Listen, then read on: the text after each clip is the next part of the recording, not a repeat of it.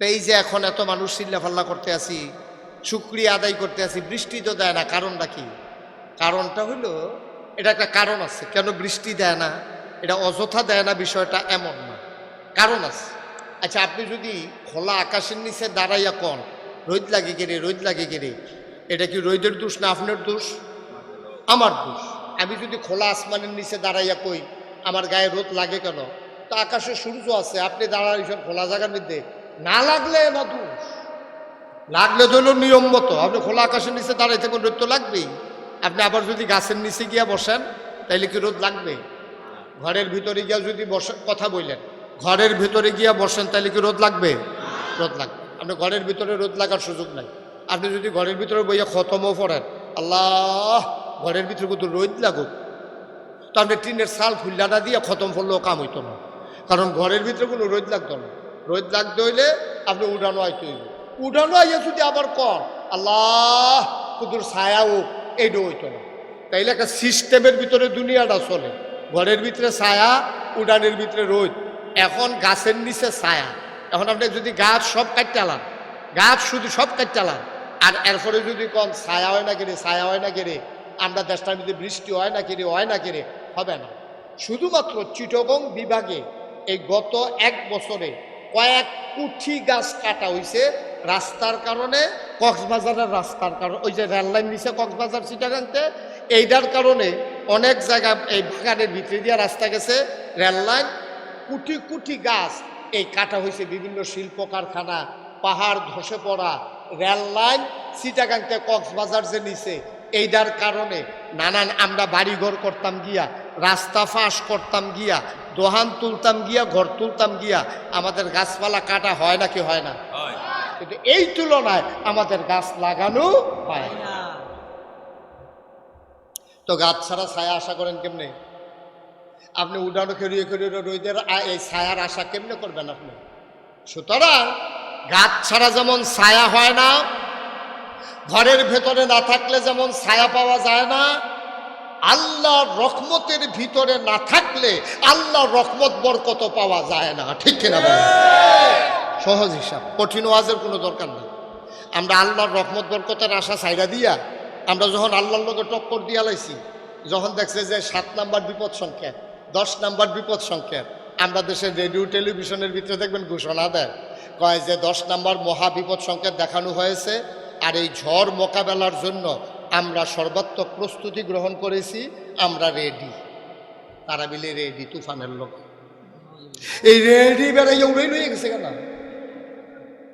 ঠিক নিও, আমরা প্রস্তুতি নিতে পারি সতর্কতামূলক, কিন্তু আল্লাহর আয়োজনের লগে আমরা ওকে ঠেলা দিয়ে খেলুই থাকা, এই যোগ্যতা, এই সাহস দেখানোটা নির্বুদ্ধিতা। ঠিক কিনা বলেন? আপনি যদি চিন্তা করেন যে এই পাহাড়টার আমি ঠেল্লা বাতা দিয়ে লই যে গা, এটা যেমন বোকামি, আল্লাহর ফায়সালার বিরুদ্ধে আমরা সর্বাত্মক প্রস্তুতি গ্রহণ করেছি, এই কথাটা বলো বোকামি। ঠিক কিনা বলেন? যে হ্যাঁ, আমরা আল্লাহর রহমত বরকতের আশা করতে আছি, আর আমরার যা সামর্থ্য আছে আমরা সেই অনুযায়ী আমরা সতর্কতামূলক ব্যবস্থা গ্রহণ করেছি। রহমতের মালিক কে? আল্লাহ। এই কথাটা তো কয় না, এই কথাটা তো কয় না, এই কথাটা তারা কয় না রেডিওতে টেলিভিশনে। আমরা কি বাইক কই? রাস্তাঘাটের ভিতরে যদি দেওয়া হয়, আপনারা যদি জিগায় হোক গত 4 দিন যে তুফানটা গেল, তোমার তো আলগা বাড়ি, নতুন ঘর, তোমার এই ফাঁক ঘরটার খবর কিতা? আপনি কিতা কন? ভাই এই তুফানে কি ঘর থাইনি, এই বাস ট্রেনটা লাগাইলাম ঠিহা দিয়া, এই ঠিহাদির কারণে না কোনো মতে ঘরটা রয়েছে, আর নইলে তো ফইলা ঠেলার লগে তো আমার ঘরটা নাই। এই কথাটা কি হয়েছে? আমার কথা কেন, এই কথাটা হয়েছে? ঠিহায় ঘর রাখে না আল্লাহ রাখে? আল্লাহ রাখে। আপনি যে কইলেন ঠিহাদি লাগানোর কারণে ঘরটা রয়েছে, আপনার কথাটা সুন্দর হইছে না। আপনি বলা দরকার ছিল আমার ঘর কোনো থাহনের কথা না, আল্লাহও দয়া কইরা মায়া কইরা, আমি গরিব মানুষ, এর ভিতরে বাসের ঠিহাদিও লাগাইলাম, আল্লাহও রহমত কইরা কোনো মতে দিয়া গেছে, না হইলে কোনো ঘর থাকার কথা না। ঠিক কিনা বলেন? আপনার আব্বার শৈলবেলা না, আপনার চাচায় বাজারও পাই আপনার দেখাইছে, ও তোমার আব্বার লোকে 1 ক্লাসে পড়ছি প্রাইমারি স্কুলও, তোমার আব্বার তো শুনলাম শৈল বিলে বাসাল্লা নমুনা কিতা কেন? আচ্ছা বাসাল্লাহ ভালো তো, ইন্ডিয়ান ফাইল দিয়ে না খাওয়াই না, ইন্ডিয়ান ফাইল দিয়ে বিলে এবার গোতাইয়া খেলা করাই রাখছে, এবারে হত্যা লাইল নাউজুবিল্লাহ কয় না তো? দেখছেন আমরা কথার ভিতরে কত ফাঁক দেখেন, কথার ভিতরে সেরি হয়ে যায় আপনার খবরও নাই, খবর থাকবো কেমনি? ইমান তো এমন একটা জিনিস, এটা যার যায় তেও টের পায় না, যারার সামনে যায় তারাও টের পায় না। আপনার তিনজনের লুঙ্গিটা খুললে গেলে আপনিও দেখবেন লাল্লা নিয়ে ফুটে জেগিতে সামনে টের পাইবেন। যারা দেখতে আছে তারা কয় ও তোমার লুঙ্গি তো খুললা জেগেতে আছে। যার যায় তেও দেহে, যাদের সামনে যায় তারাও দেহে। কিন্তু ইমান এমন একটা জিনিস, যার যায় তেও জানে না, যারা সামনে যায় তারাও জানে না। ঠিক কিনা বলেন? আমরা তো বেঈমানে পরিণত হয়ে যাইতেছি, কথায় কথার ভিতর আমরা সেরিকি করে ফেলতেছি। আমরা গোনার রাশি ফোজা বান্ধা লইছি, এরপরে আশা করি রহমত নাজিল হয় না কিরে। আপনি কি রহমতের জায়গাত আসেননি? আপনি নবীনগরের রোডে যদি একটা গাড়ি নামাই দেন, এই রাস্তা দিয়ে যেমন গাড়ি চলে না, আবার রেল লাইনও যদি বাস উড়াই দেন, এই রেল লাইন দিয়ে যেমন বাস চলে না, আজাগায় কুজাগায় রহমত বরকত আসবে না, গজব আসবে, এটাই স্বাভাবিক। ঠিক কিনা বল? কোন জায়গার ভিতরে আমরা রহমত বরকত রাতাছি আমি বুঝাইয়া কই, এরপরে কথা থাকলে আপনারা কইয়েন কোন রহমত রাতাছি আমরা।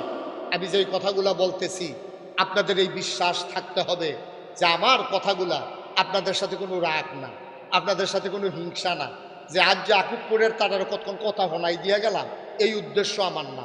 আমার প্রতিটি কথার উদ্দেশ্য আপনি যেন ওই খারাপ পথ থেকে, জাহান্নামের জায়গা থেকে জান্নাতের ভিতরে আসতে পারেন, গজবের জায়গা থেকে রহমতের ভিতরে আসতে পারেন। এই জন্য আমার প্রতিটি কথা, এই বিশ্বাস আপনাদের অন্তরে আছে নাকি নাই? আছে। আপনাদের সাথে আমার কোনো ঝগড়া আছে? কোনো বিবাদ আছে? আপনারা কতক্ষণ কথা শোনাই গেলে কি আমার কোনো লাভ আছে? কিন্তু আমার কথা শুনে যদি আপনারা একটা মানুষ জান্নাতি হন, আমার লাভ আছে। ঠিক কিনা কন? আমার লাভ আছে, আপনারও লাভ আছে। আপনি জান্নাতও গেলে আমার লাভ আছে। আপনি যদি জান্নাতও যান, আল্লাহ না করুক, কোনো কারণে যদি নাগাইশের ফিরসাব মুস্তাক ফয়েজে আটকাই যাইয়া, কোনো কারণে যদি মুস্তাক ফয়েজে আটকে যায়, আর আপনি যদি জান্নাতও যান, আপনি হঠাৎ করে মনে করবো আরে আকুবপুর মাহফিল গরমের ভিতরে নাগাইশের হুজুরে আইছিল, বুঝাইয়া কইছিল রে আমি কোনো নামাজ পড়তাম না, সেই দিন রাইতের থেকে আমি যে নামাজ শুরু করছি, জীবনে আর নামাজ ছাড়ছি না, আল্লাহ যে আমার জান্নাত দিয়া লাইছে। হুজুরের জানি কি খবর লইয়া দেখেন হুজুর ধরা খাই লাইছে, হুজুর খাইছে আটকা। এখন আপনি চিল্লান যাই আল্লাহর লগে কইছেন আল্লাহ যেই হুজুরের কথা হইন না আমি জান্নাতের মুখ দেখলাম, আর এই হুজুরে যদি জান্নাতও যাইতো না পারে, তা আমি এই জান্নাত দিয়া কি করা? আমারে জান্নাত দিতে হইলে নাগাইশের ফিরসা হুজুরের সহ দেওয়ান লাগবো। জান্নাতি বান্দায় যেই আবদার করব, সেই আবদার আল্লাহ লগে লগে কবুল করবো। সুবহানাল্লাহ বলেন। মারাত্মক লাভ, সাংঘাতিক লাভ, এটা কইয়া শেষ করন যেত না। এই যে মাহফিলটার ভিতরে আমরা আইছি, কোনো আমল আমরা পছন্দ হয়েছে না মনে করেন আল্লাহর কাছে, মনে করেন একটা আমলও আমাদের পছন্দ হয় নাই, কিন্তু এই মাহফিলটারই যদি আল্লাহ পছন্দ করে লাই, কিয়ামতের ময়দানে যখন আপনার হিসাব শুরু হইব, আপনারা যখন জাহান্নামের দিকে নেওয়ান শুরু করব, আপনি যদি কায়দা করে মাহফিলটার কথা কইতেন পারেন যে আল্লাহ ওই যে আপনার 23 তারিখ না, 24 তারিখ বলে 24শে এপ্রিল বুধবারে রাত্রে আমরা আকুবপুর মাদ্রাসার সামনে যে মাহফিল হয়েছিল, নাগাইশের ফিরসা হুজুর যে আইছিল, এই মাহফিলটার কথা আল্লাহ আপনার মনে আসেনি? আপনি জিজ্ঞাসেন আর কি হাসরের ময়দানে, কথা খেয়াল করে শুনতেছেন আপনারা?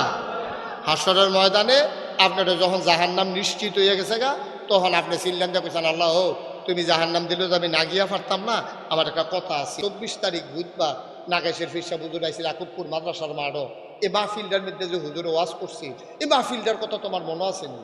তাহলে কিন্তু মনে থাকতো না, এটা আমি ভিডিও করে রাখছি না বলে আল্লাহ তো ভিডিও ক্যাসেটটা কিন্তু ছাড়ছেন। তো আল্লাহ রে ফেরেস্তারে ডাক দেবে, এই ফেরেস্তা ওই 24 তারিখ 2024 সালের এপ্রিল মাসের 24 তারিখ বুধবারের মাহফিলটা ছাড়। তখন যখন ভিডিওটা ছাড়বো আপনি বলবেন আল্লাহ কি দেখতে আছে?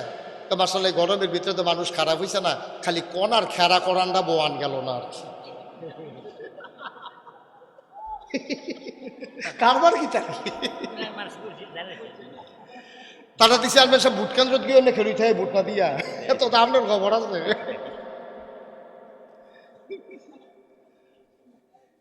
কি তারে কারবার কি তারে বয়াইলাস না বয়াইলা, গরমে তো মাথা ঘুরান দিয়ে ফেরা লাগবি রে, বয়ার তুই হুত্তা লাগবি এটা এক বালা। এই ফলাফান তোরা কি এতক্ষণ খেলিয়ে আসলি? এই ফলাফান মানুষ তোরা বেড়া এখনো খেলিয়ে দিস, এগুলো দা মাহফিলটা খালি। সবাই এসে পড়েন, আসেন। অনেকে আছে হাদনের লিগা খাইতে পারে না, মার্শাল্লাহ সুন্দর হয়েছে। মনোযোগের সাথে বসো। প্রত্যেক দিন কি মাহফিল হয়নি হেন? এটা কি জেলখানাত বয়াইছে নাকি আমরা রে? আমরা একেবারে খুশি মনে ওয়াজ মারহাবা কর, জোরে কর। এই চেয়ারম্যান সাহেব আর প্রিন্সিপাল হুজুরের গাড়ি ইয়ারা চেয়ারটা ঘুরাই দাও, আমার দিকে ফিরা বইব। এই ঘুরান এরা সে বইছে না?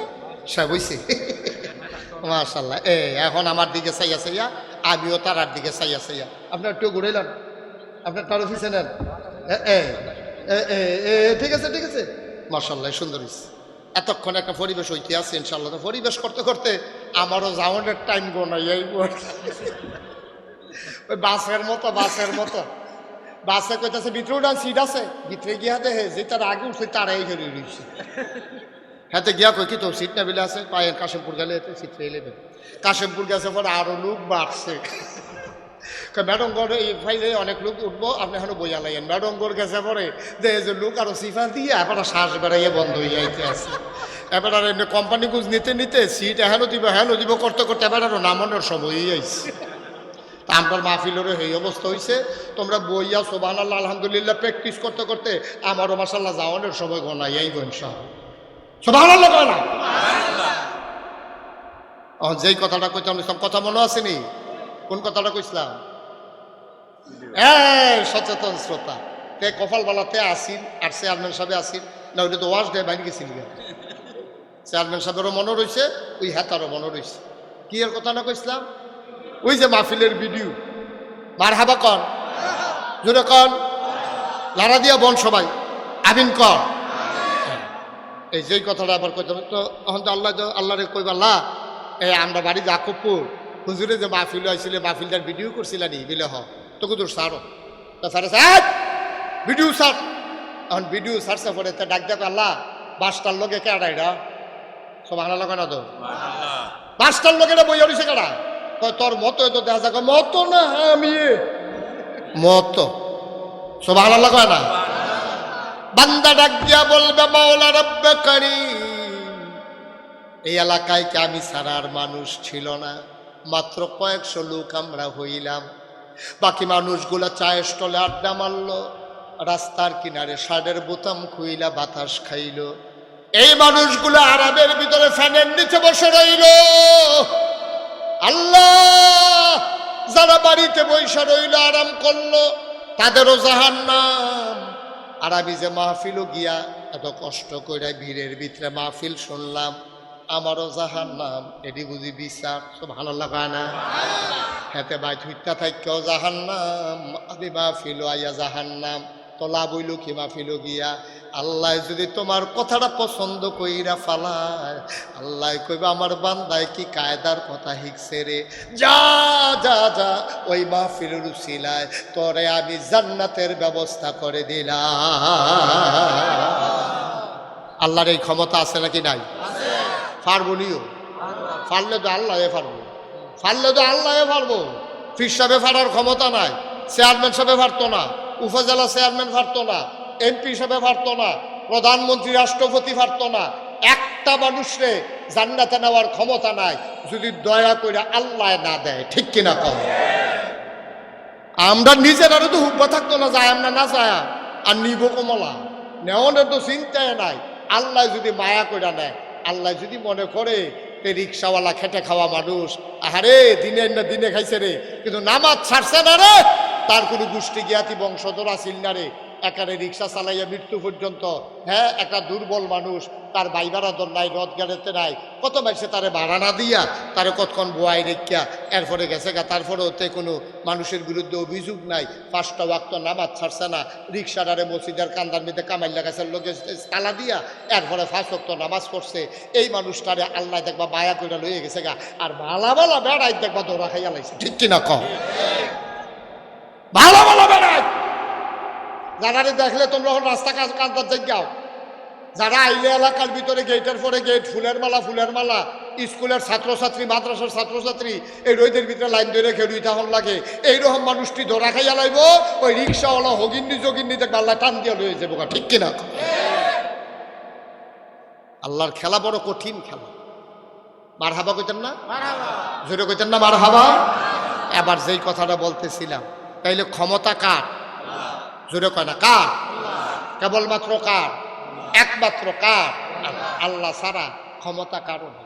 ও মুসলমান, আমরা তো আল্লাহ চিনি না, এই জন্য আল্লাহকে ডাকতে পারি না।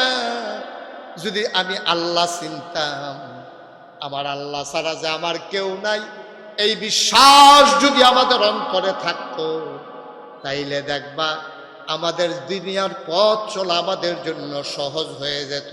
ঠিক কিনা? আমরা তো আল্লাহরে চিনি না। ও আপনারা যদি আমি জিজ্ঞাই আপনারা বানাইছে কারা?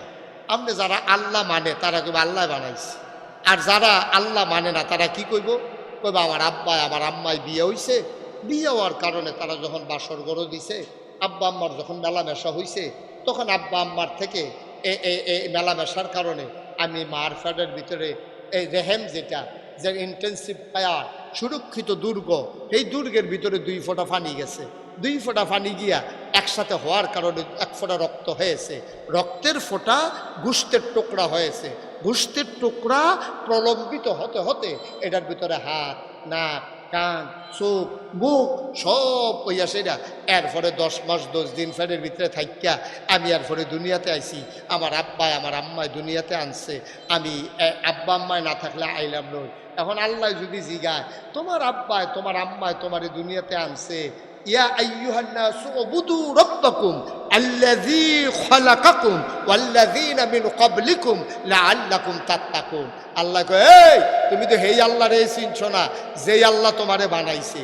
আমরা কই, আল্লাহ আপনি বানাইলেন কেমনে? আব্বা আম্মা যদি বিয়া না হইতো আমি কি দুনিয়াতে আইতাম? আল্লাহ কয়, ঠিক আছে, ভালো কথা শিখছো, মাশাআল্লাহ, ফাঁকনা কথা তো ভালোই শিখছো। তোমার আব্বা আম্মা তোমার দুনিয়াতে আনছে, তো আমি যদি তোমার উল্টাইয়া জিগায় তোমার আব্বা আম্মারে আনছে কেন? সুবহানাল্লাহ কয় না? ধরো জোরে কয় না সুবহানাল্লাহ? ও কোন জায়গা সুবহানাল্লাহ কোন লাগে? আপনার আন্তাজ আছে না? তো সুবহানাল্লাহর জায়গায় লইয়া পড়বেন দুপুরইয়া, বলেন সুবহানাল্লাহ। তাইলে আল্লাহ যদি জিগা আব্বা আম্মারে আনছে কেন, তো আপনি কইবেন দাদা দাদি। তো দাদা দাদিরে আনছে কেনা? এমনি যাইতে যাইতে যাইতে যাইতে এক জায়গা দিয়ে আপনি কই আল্লাহ লাগবো আল্লাহ। ঠিক কিনা? তাইলে বানাইছে কে? আবার কন কে? জুড়ে কন কে? আল্লাহ আমারে দুনিয়াতে আনছে, আমার আব্বা আম্মা আমারে আনার কোনো ক্ষমতা নাই। শুধু একটা কথা বলি তাইলে আপনি বুঝবেন। আচ্ছা ঠিক আছে, তো মেলামেশার কারণে আপনি ফ্যাডের ভিতরে গেছেন, ফ্যাডের ভিতরে গিয়ে আপনি আস্তে আস্তে বড় হয়েছেন। একটা জিনিস বড় হইতে তার খাবারের দরকার আছে নাকি নাই? গাছটা বড় হইতে গোড়াত পানি লাগে, মাছটা বড় হইতে সৌদি বাংলা খাবার দেওয়ান লাগে, মানুষটা বড় হইতে খাবার দেওয়ান লাগে, গরু ছাগলটা বড় হইতে খামারের ভিতরে খানা দেওয়া লাগে। তাইলে মার ফেডো যে বাচ্চারা বড় হইল, আব্বা আম্মা যে মেলামেশা কইরা হেবারে গিয়া কাশিমপুর বাজারে দোকানদারি করে আর এবিডি গিয়া ভাত রান্ধে, তে যে ফেডের ভিতরে বড় হইতেছে খাইব কিতা? সুবহানাল্লাহ কয় না দি? আর এই জায়গাটার মধ্যেও তারা সুবহানাল্লাহ কয় না। আচ্ছা ওয়াজ হইতো না রে, আচ্ছা রে জায়গায় সাইডাই বাড়াই হয়েছে বুকা ওয়াজ, হ্যাঁ কোনো মজা পাইয়া গেলাম না ওয়াজ। মারহাবা কয় না? জোরে বলো সুবহানাল্লাহ।